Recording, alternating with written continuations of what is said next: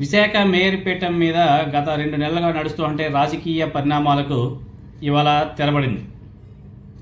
కూటమి ప్రభుత్వం అనుకున్నట్లుగానే మేయర్ మీద ప్రవేశపెట్టినటువంటి అవిశ్వాస తీర్మానంలో వారు విజయం సాధించారు.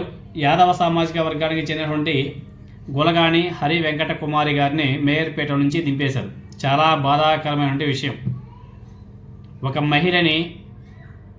మహిళని దించేయడం, కార్పొరేటర్లని కొనేయడం, భయభ్రాంతులకు గురి చేయడం, మనం గతంలో ఎప్పుడూ చూడలేదు, వినలేదు. చాలా ఘోరం. ఇలానే అనుకుంటే గత 5 సంవత్సరాలు జగన్మోహన్ గారు ముఖ్యమంత్రిగా ఉన్నప్పుడు ఒక దర్శి కానీ, అదేవిధంగా అనంతపురంలో ఆ కార్పొరేషన్లో వాళ్ళు గెలిచేవాళ్ళ తెలుగుదేశం పార్టీ. జేసీ ప్రభాకర్ రెడ్డి గారు ఈరోజు ఆ పొజిషన్లో ఉన్నారంటే అది జగన్మోహన్ రెడ్డి గారు పెట్టినటువంటి భిక్ష. ఆ రోజు జగన్మోహన్ రెడ్డి గారే కానీ అనుకొని ఉంటే జేసీ ప్రభాకర్ రెడ్డి గారు ఈరోజు ఆ పదవిలో ఉండేవాడా? రాజకీయాలు అనేటివి ఎంతవరకు చేయాలో అంతవరకే ఉండాలా. ఏంటండి, ఆల్రెడీ వైఎస్ఆర్ కాంగ్రెస్ పార్టీకి ఫుల్ మెజారిటీతో వాళ్ళ మేయర్ సక్సెస్ఫుల్గా నడిపిస్తుంటే దాన్ని కూడా కుట్రలు కుతంత్రాలు చేసి భయభ్రాంతులు గురి చేసి భయం అబ్బబ్బబ్బబ్బా ఏం చేశారంటే చాలా చండాలం. ఇటువంటి దరిద్రపు రాజకీయాలు గతంలో ఇప్పుడు కూడా చూడలే. కూటమి ప్రభుత్వం అధికారంలోకి వచ్చినప్పటి నుంచి వైఎస్ఆర్ కాంగ్రెస్ పార్టీ కార్పొరేటర్లను భయభ్రాంతికి గురి చేసి తమ వైపు తిప్పుకొని మేయర్గా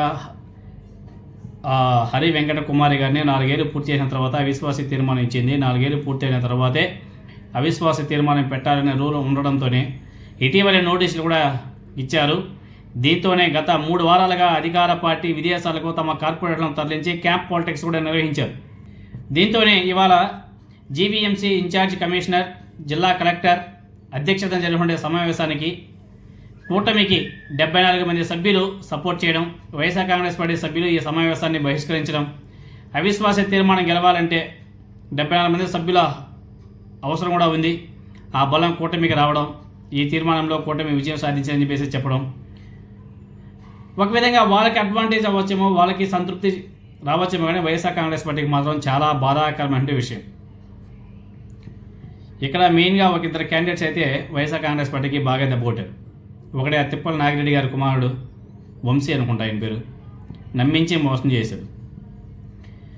అఫ్కోర్స్ ఇవాళ కూటమి అధికారంలో ఉంది కాబట్టి వాళ్ళకి వంత పలికి ఉండొచ్చు, వాళ్ళకి సపోర్ట్ చేసి ఉండొచ్చు. వీళ్ళ కర్మ గారి నెక్స్ట్ రాబోయే ఎలక్షన్లో వైఎస్ఆర్ కాంగ్రెస్ పార్టీ గెలిచిందనుకో వీళ్ళ పరిస్థితి ఏమిటి? వైఎస్ఆర్ కాంగ్రెస్ పార్టీ నాయకులు కార్యకర్తలు చూస్తూ ఊరుకుంటారా? చాలా బాధాకరం. ఎందుకంటే అధికారంలో అంటే పీఠం మీద ఉన్న వ్యక్తిని దించేయడం అంటే డబ్బు వ్యవస్థను యూజ్ చేసుకొని చాలా సిగ్గుసేటి ఇవన్నీ కూడా.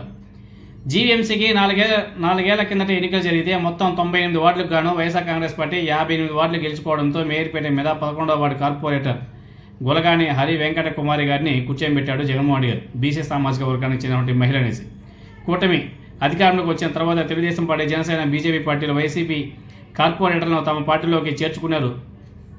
ఇప్పటి రాష్ట్రంలో ఇలాంటి అవిశ్వాస తీర్మానాలు చాలా చోట్ల జరుగుతున్నాయి. కొన్ని చోట్ల వైసీపీ గట్టిగా నిలబడుతున్నా, విశాఖ వంటి చోట అధికారం కోల్పోయినప్పటి నుంచి కార్పొరేటర్లు కూటమి పార్టీల వైపు పోతున్నా వైఎస్ఆర్ కాంగ్రెస్ పార్టీ గట్టిగా నిలిచింది. మరోవైపు ఇంకొక ఏడాది మాత్రమే ఉండే పదవి కోసం ఇలాంటి దరిద్రపు రాజకీయాలు, ఇంత డబ్బులు ఎందుకు ఖర్చు పెడుతున్నారో మనకైతే అర్థం కావడం లేదు. కూటమి ప్రభుత్వం బీసీ మహిళను మేయర్పేట నుంచి దించేయడం బీసీలను అవమానించడమే కదా. చాలా దారుణం ఇది. జగన్మోహన్ రెడ్డి గారు బీసీ, ఎస్సీ, ఎస్టీ, బీసీ వాళ్ళకంతా కూడా మంచి మంచి అవకాశాలు కల్పిస్తే కూటమి ఏ విధంగా రాజకీయాలు చేస్తున్నామో చూస్తున్నాం కదా. ఇటువంటి దరిద్రపు రాజకీయాలు గతంలో మనం ఎప్పుడైనా చూసామా? ఇంత దరిద్రమైనటువంటి రాజకీయాలు చేయాల్సిన అవసరం ఉందే? 1 సంవత్సరమే ఉండేది పదవి కూడా. ఆ పదవి కోసం ఇంత అంటే ఈ 1 సంవత్సరంలో ఎన్ని 100 కోట్లు 1000 కోట్లు దోచుకోవాలని చెప్పేసి కూటమి నాయకులు అనుకుంటున్నారో ఎగ్జాంపుల్ ఇదిగో ఇదే. ఎక్కడో కేరళలో ఉన్నటువంటి వైఎస్ఆర్ కాంగ్రెస్ పార్టీ కార్పొరేటర్లను కూడా కూటమి నాయకులు అక్కడికి వెళ్ళి అక్కడ భయభ్రాంతులు గురి చేసి అబ్బో రచ్చ. అసలు ఆ వీడియోలన్నీ కూడా సోషల్ మీడియాలో వైరల్ అవుతున్నాయి. ఇలాంటి రాజకీయాలు అవసరమా అండి? కామన్గా ఆలోచించాలా ఎవరైనా సరే. ఎవరి సొమ్ము అండి అది? ప్రజల సొమ్ము కదా. ప్రజల సొమ్ముని ఎలా విచ్చలవిడిగా ఖర్చు పెట్టాలా? అవసరమా?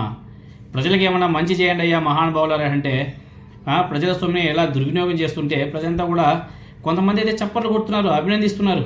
అసలు వండర్ఫుల్ అంటున్నారు. ఆయన ఎవరో బీజేపీ ఎంపీ అనమాట, BJP Telugu Desam party MP CM Ramesh గారు.